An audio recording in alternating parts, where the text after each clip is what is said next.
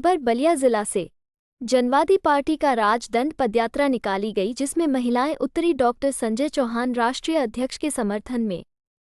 Doctor Sanjay Chauhan राष्ट्रीय अध्यक्ष ने बताया कि यह पदयात्रा उत्तर प्रदेश के विभिन्न जिलों से होते हुए 11 दिसंबर को दिल्ली के रामलीला मैदान में इसका समापन होगा और यह पदयात्रा देश के प्रधानमंत्री से कुछ प्रश्न लेकर निकली है कि देश के प्रधानमंत्री बताएं कि जिस देश में लोकतंत्र है उसे देश की संसद में राजदंड स्थापित करने की आवश्यकता क्यों पड़ी। राजदंड तो राजतंत्र का प्रतीक है। इसका मतलब सीधा सा जाता है कि आरएसएस और बीजेपी का हिडन एजेंडा है बाबा अंबेडकर के संविधान को कमजोर करना, लोकतंत्र को कमजोर करना। उसी तरफ भारतीय जनता पार्टी बढ़ चुकी है और इस साजिश का पर्दाफाश करने के लिए ये राजदंड पदयात्रा निकाली गई। इसके साथ ही हम लोग भारत के प्रधानमंत्री से जानना चाहते हैं कि आप वन नेशन वन इलेक्शन की बात कर रहे हैं, इसको भी हम जनता को बताते चलेंगे। संजय सिंह चौहान ने अपनी विचारधारा से जनसभा में मौजूद लोगों से अपील की और बीजेपी से खरी खरी बातों में संबोधित किया। मौके पर सभी पदाधिकारी व जनता मौजूद रही।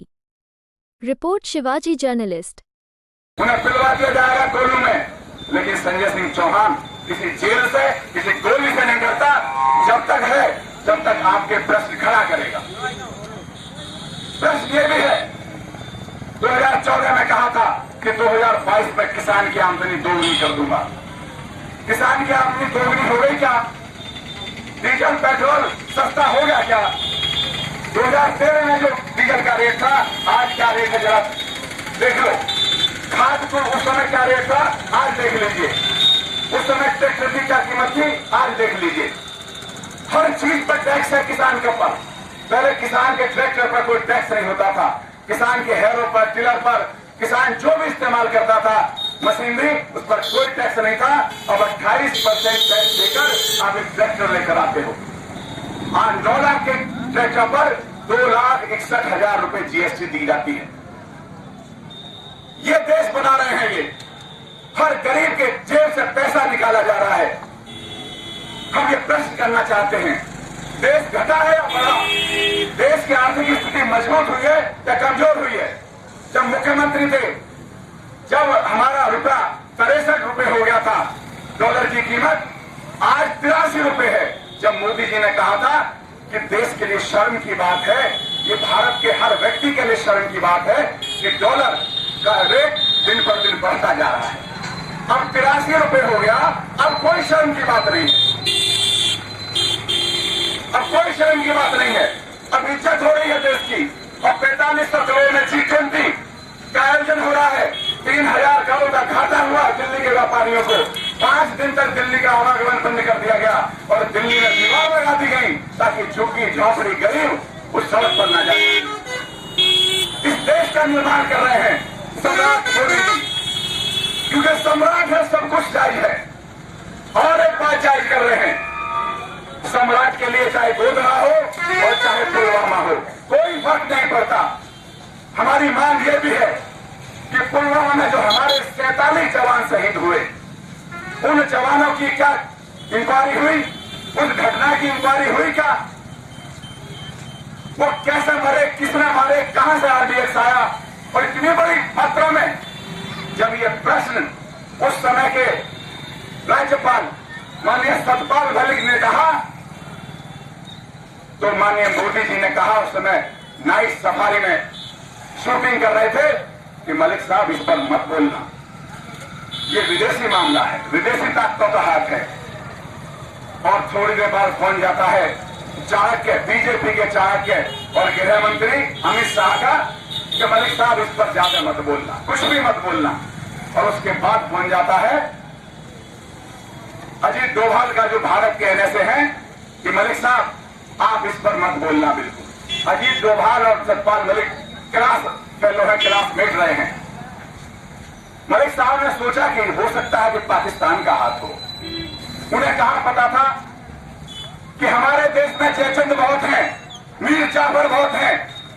अगर नहीं है तो बताइए, एक आदमी, एक सामान्य आदमी कोई मृत्यु हो जाए, कोई गोली मार दे, तो पुलिस उसकी जांच करती है, अपराधियों को जेल भेजती है। क्या पुलवामा कांड में आज तक कोई एक आदमी भी जेल गया? क्या भगवान लेकर आ गए? क्या मां गंगा लेकर पहुंच गई वहां आरडीएक्स को? किसने आरडीएक्स लगाया? कौन लोग थे वो, इसकी जांच क्यों नहीं करी गई? वो हमारे लाल थे, वो बहन के भाई थे, मां के बेटे थे, हमारे कलेजे के टुकड़े थे, इसलिए उनकी जांच की कोई आवश्यकता नहीं है। जांच होगी मनीष सिसोदिया की, जांच होगी डॉक्टर संजय सिंह की, हमें वो जांच भी चाहिए। अगर जांच हुई है तो सार्वजनिक की जाए, लोगों को बताया जाए कि पुलवामा करने वाले लोग वो लोग थे। और जिस राज्यपाल ने ये प्रश्न उठा दिया, उस राज्यपाल की स्थिति पता है आपको?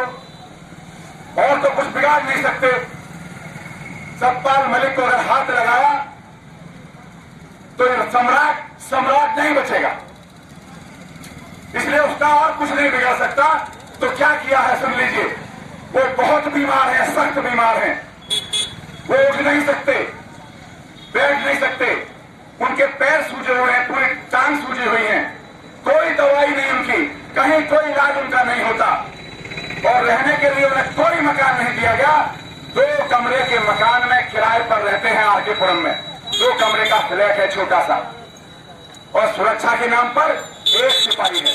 जिस आदमी के समय में इनका सपना पूरा हुआ था, या जो देश का सपना पूरा हुआ था, धारा 370 हटाई गई थी, क्या उस आदमी के दुश्मन नहीं होंगे? क्या वो लोग चुप बैठेंगे?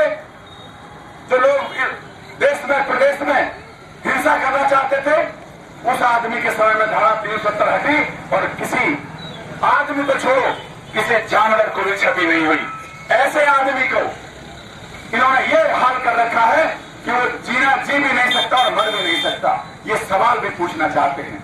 जो सवाल पूछेगा उसे आप प्रताड़ित करोगे, उसे सजा दोगे, ये सवाल है हमारा। और सवाल ये भी है कि क्या डॉक्टर और क्या ठाकुर विपिन रावत, जो तीनों सेनाओं के अध्यक्ष थे, सीडीएस थे, इन्होंने ही बनाया था, उनका जो हेलीकॉप्टर एक्सीडेंट हुआ, क्या उसकी जांच हुई? इतना आधुनिक हेलीकॉप्टर 4 पेड़ों में लचकर खराब हो गया, आग लग गई उसमें। कहीं ऐसा तो नहीं, कहीं ये उस बात का परिणाम तो नहीं? उन्हें पता थी कि अग्निवीर योजना अगर आई तो इस देश के बच्चे गाजर मूली की तरह कट जाएंगे, और उन्हें सरकार कंसीडर भी नहीं करेगी। और इसका उदाहरण आप देख रहे हैं कि आज वो लड़का शहीद हुआ है अग्निवीर, उसे कोई सम्मान नहीं दिया गया। क्या ये बात विपिन रावत को पता थी? क्या इसलिए एक्सीडेंट हुआ? इसकी भी जांच चाहिए। क्या सेना के साथ भी षड्यंत्र है? क्या इस देश की अस्मिता पर भी षड्यंत्र है? देखिए, जनवादी पार्टी के नेतृत्व में बलिया 2 अक्टूबर से जनवादी राजदंड पदयात्रा निकाली गई है, और यह पदयात्रा उत्तर प्रदेश के विभिन्न जिलों से होते हुए 11 दिसंबर को दिल्ली के रामलीला मैदान में इसका समापन होगा।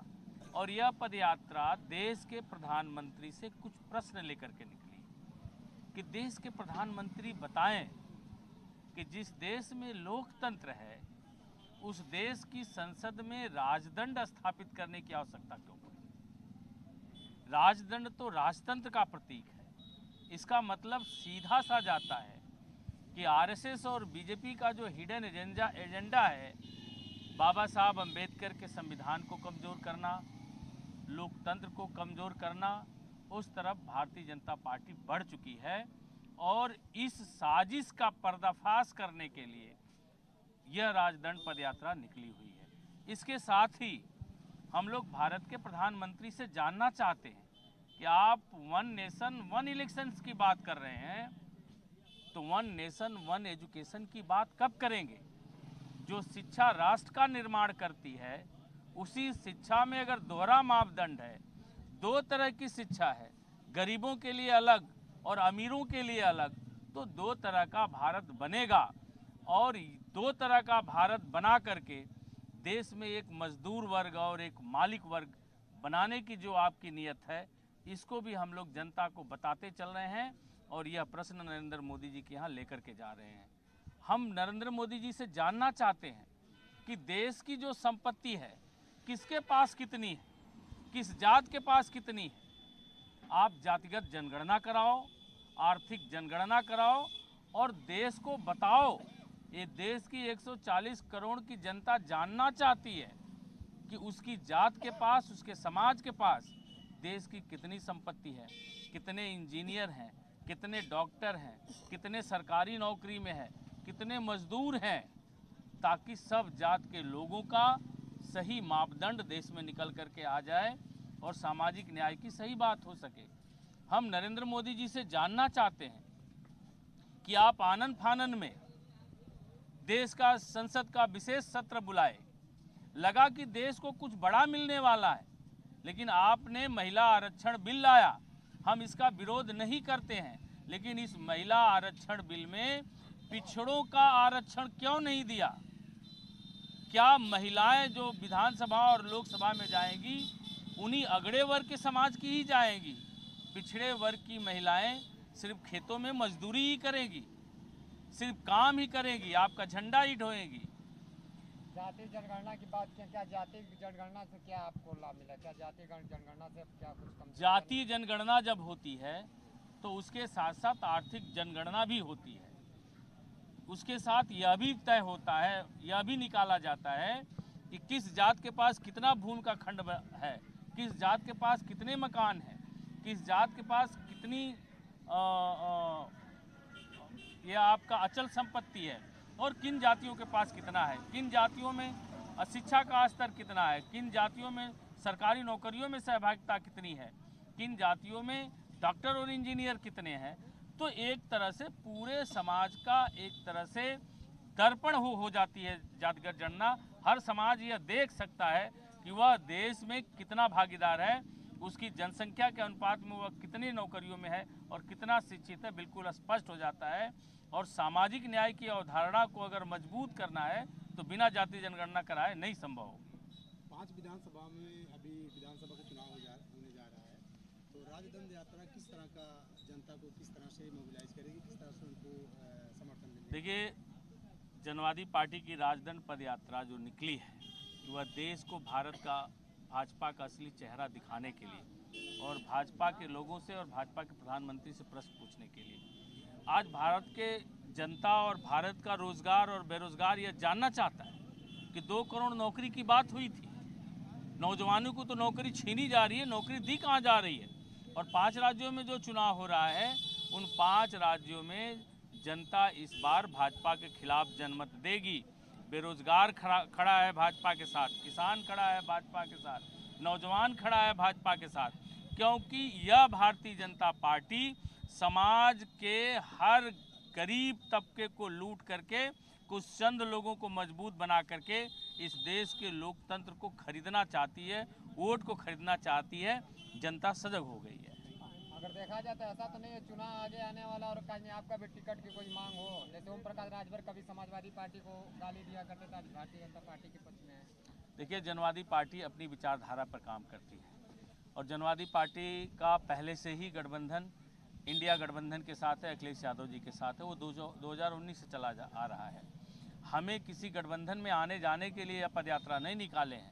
हम यह पदयात्रा देश की 140 करोड़ जनता के जो प्रश्न है उसको उठाने के लिए किए हैं और इन प्रश्नों को लेकर के 11 दिसंबर को दिल्ली के रामलीला मैदान में पहुंचेंगे और दिल्ली के उस रामलीला मैदान में लाखों लोग उपस्थित रहेंगे जो हम लोगों के प्रश्नों के साथ आवाज़ उठा करके प्रधानमंत्री की आंख में आंख डाल करके पूछेंगे। क्या लगता है 2024 में कुछ असर पड़ेगा?